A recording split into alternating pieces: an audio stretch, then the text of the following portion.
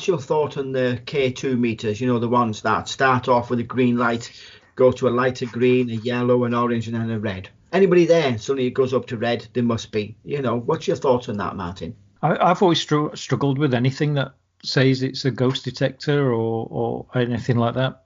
We used to use these things called ELF zone EMF meters. People always used to ridicule them and say they're really bad at detecting electromagnetic energy. And that's why I like them. Not because they were bad at detecting it, but you really had to be right up in front of it before it started going off. Yeah. So it wasn't that it was bad at detecting. It wasn't finite. He wasn't detecting energy all the time.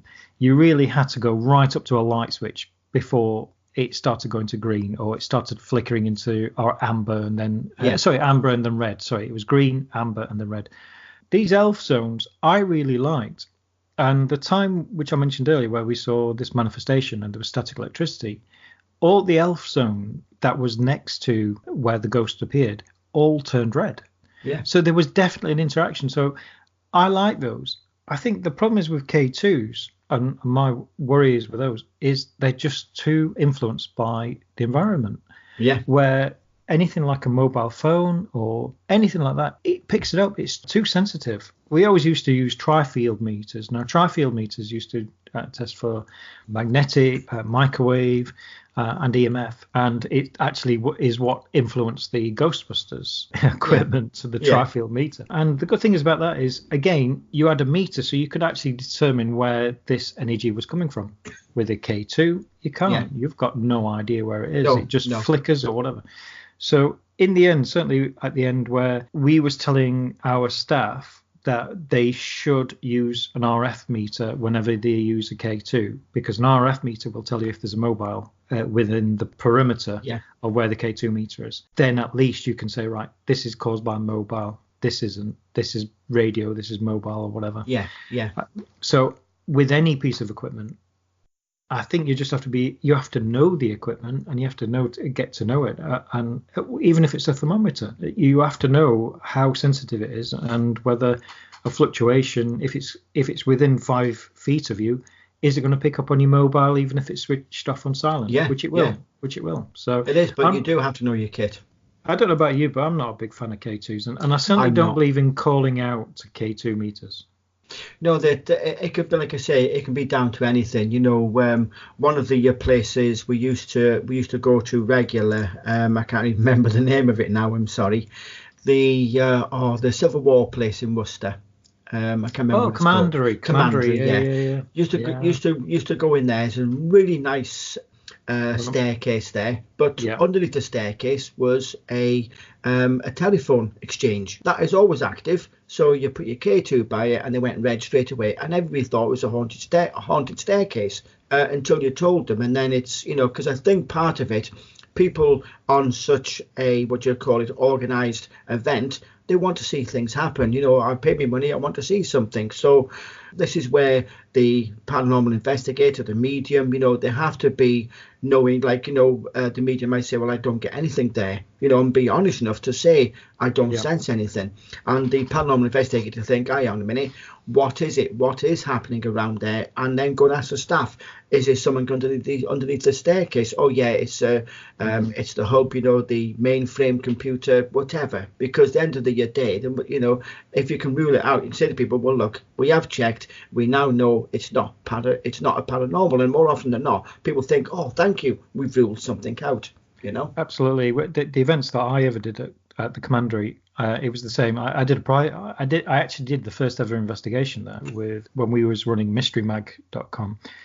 We did a private investigation there, and the first thing we discovered was that there was a lot of electronics and certainly bleed over from electromagnetic energy in that area.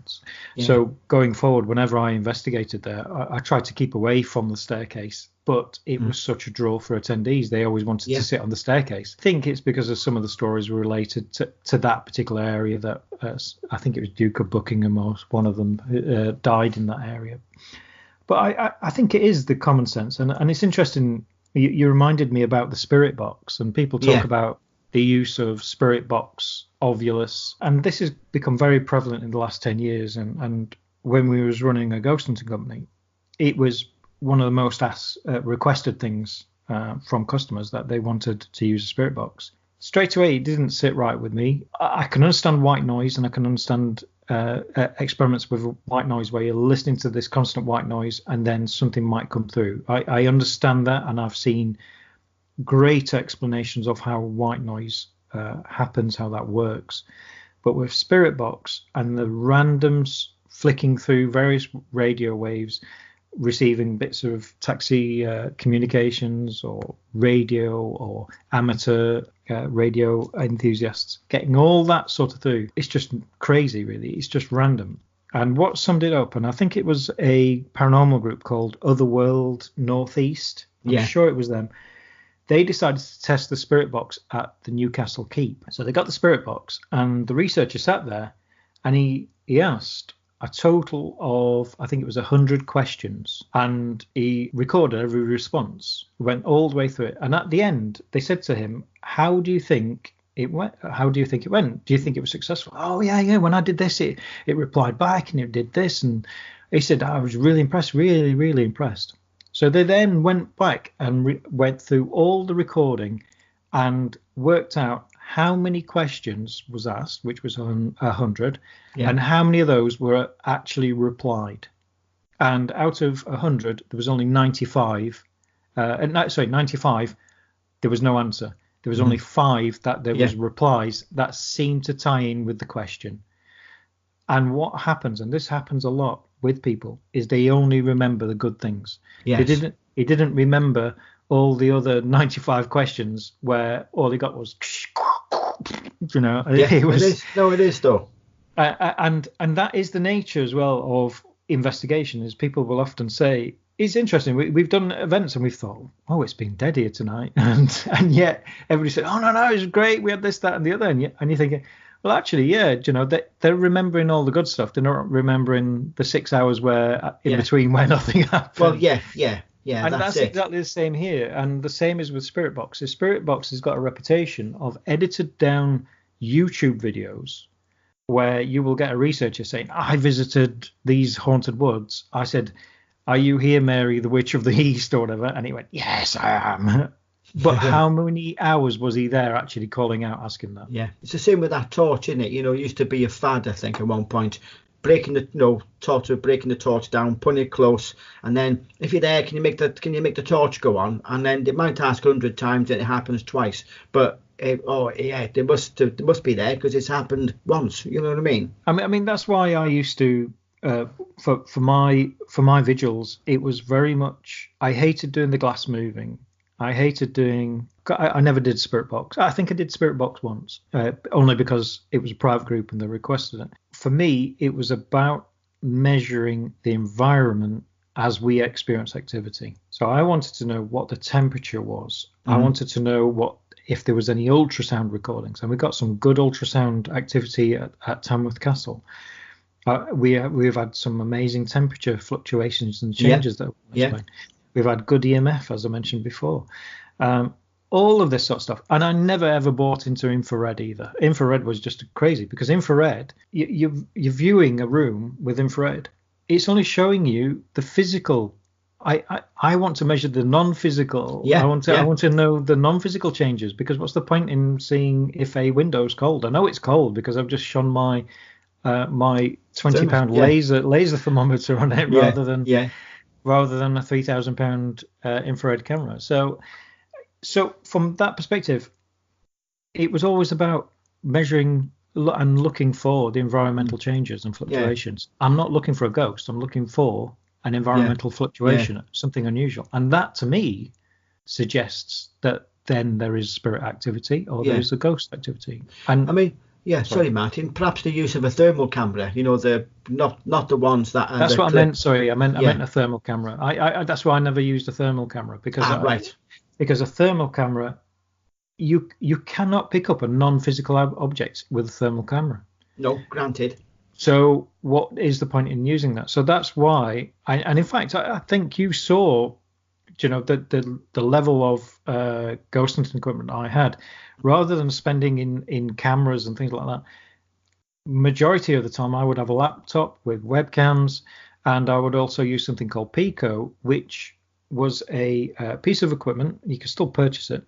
And I could put all sorts of environmental checks and diodes and everything on there. Yeah. Light levels, moisture levels, temperature, you name it. If that laptop was in a particular room, I could measure it. Mm-hmm. I would always do a background reading first, because obviously there is a laptop in the room. So I have changed the environment already. Of course you have. Yeah, there's heat into the room, isn't there? Exactly. So electric, So we would always say, first 10 minutes or so is, kind of the set, the control, and then we would measure it. And we had some incredible results there. And most people wouldn't be interested. They would find it was quite boring, finding that, I don't know, halfway through the night in one particular area of the room, there was a temperature drop by 10 or 15 degrees. Yeah. That to me is really interesting, because the room was never opened. It was alarmed. Exactly. Why would that happen? Well, you can think, well, if it was because of the sort of the room temperature changing, as in it's getting cold outside, it's cold inside, why only in one area? Why not the whole room?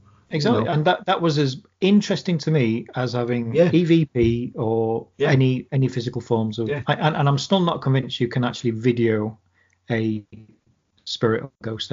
So and that's another story, I think, because we've already been 40 minutes in, so we've got to stop. Sorry, Martin. Sorry. Well, maybe we talk about this later. That maybe another podcast we'll talk about taking photographs and videoing spirit and ghosts, and that, if you're interested in doing that, everybody, please drop us a message on our Facebook page or Twitter or wherever you find us. Let us know if you'd be interested in our thoughts on photography and videoing spirit or ghosts. But indeed, I think, it comes back to what I was saying earlier. It's about common sense, isn't it, Ian? Yes, it is. It is. You have to be rational, and even being mediums as myself and Martin are, then you have to look at it. We do take that sort of logical step. We stand back and thinking, well, is it me? Is it them? Is it, as in the audience, the guest on the thing? What could be causing it? The first things, is it car lights coming through the window? Is it what's it caused by? If you can, in the word of Sherlock Holmes, once you've ruled out everything, however's left, however improbable, has to be the answer. And I think you need to rule everything out and be prepared to look at what it could possibly be. It's interesting what you've just said, because it's exactly that. And you must be prepared to accept that it's something that maybe does not fit within your beliefs, that you would love it to be a full manifestation that's caused this, or it would be this. But sometimes you have to say, right, okay, this isn't the evidence. I need to move on, and I need to try and get some more evidence. My evidence is coming through messages, through symbology, through my connection with spirit. I'm obtaining evidence there, and we'll have to talk about how we used you from a historical perspective, and because I've still got some of the recordings of that, and we can put that into the podcast for people. Okay, yeah. Where we took Ian to a historical place, and we'll discuss this. But that's what you need to do as mediums. If you are looking for evidence for whatever reasons behind this, is keep journals, keep notes. Ian, while he was doing the ghost hunts, how many ghost hunts did you actually record, and how many communications did you? I recorded, bear in mind I was doing ghost hunts for probably 15 coming to 16 years. I kept records for a 5-year period constantly. Every single event I went on, I recorded, I made a report, I put it into a database. And I think there was somewhere around, bear in mind, group ones and the ones I've seen previously, ghost and spirit, you're looking probably about 3,200 different sightings, Wow. But again, looking at it from a point of view, because some of it was backed up by history, that was not known to me. And a lot of it was backed up. You're being too modest there, Ian. A lot of it was backed up by history with what you were saying. I remember showing. In fact, I remember Tamworth Castle had a particular researcher there, and she read your reports over a long period of time, and she was amazed of what people were coming through over and quite regularly. Yeah. And And not only that, but she could confirm it with the historical reports of the location as well. Now, I know you well enough that you would have never looked at anything related to any venue at all. And that was a running theme through a lot of venues, like the Galleries of Justice, which you must have gone there hundreds of times. Oh, right. I'd have to look. I think it's about 62 or something like that. Yeah, well, with that venue, again, there was people coming through where there could be 2-3 years. I remember you giving me your list of people at the galleries, your list of reports from Galleries of Justice. You'd have a report from 2-3 years earlier, and you would have picked that up a week earlier as well. And so who can remember finite details from 3 years ago and still communicate with the same spirit only a week a week ago? So there was a lot of correlation all the way through from what he was picking up there. And so you're being too humble there, Ian. Oh, bless you. Well, really. Thank you. Yeah, but I'm not one for blowing my trumpet, I'm sorry. I think also as well, Ian, as you say, you decided that whenever you did an investigation, you wrote down, or you walked around with a dictaphone, you wrote down, you journaled, you was able to take notes. And I think anybody who's starting out as a medium, it's well worth having a diary, recording your dreams, recording your experiences if things are happening in the day, and also recording whenever you sense or feel things. And you will see patterns through. Oh, you will. And the best example I can give to people is you again, Ian, where for several times your new spirit guide, William, was appearing at several venues across Britain. And what was it, 6 months or something before you kind of realised what was happening? Yeah, before I realised. But true to the way, this is aimed at mediums here. When you're having a new guide stepping forward, they always sort of pop in, for want of a better way of putting that, and have a note of how you do your daily routine. You know, what time you get up, when you go to bed, how do you feel, what you're doing during your day, so they can get a better handle of what's going on and how they can guide you forward. You know, and William was doing just that. I saw him at Woodchester Mansion, Dudley Castle, just a couple off the top of my head, but I think he was in 7 reports before I realised who the hell he was, bless him. Great, it's great. Well, it's been really good talking to you again, Ian. And you too, Martin. That's great. Thank you, everybody, for your support, for taking part in the course that we're running at the moment on Udemy. And details are in the podcast notes if you want to have a look at them. And we will be back soon with another podcast. Thank you for your support. Thank you, Ian. And thank you too, Martin. And thank you, everybody. Thank you. Bye. Bye-bye.